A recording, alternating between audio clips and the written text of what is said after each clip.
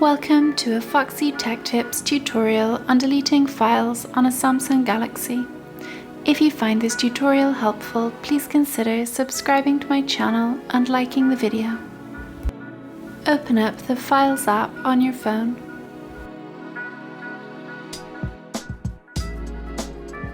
Locate the file that you would like to delete.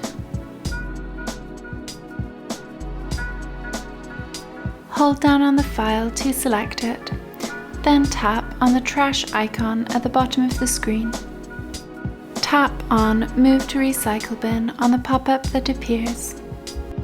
And that draws an end to this tutorial.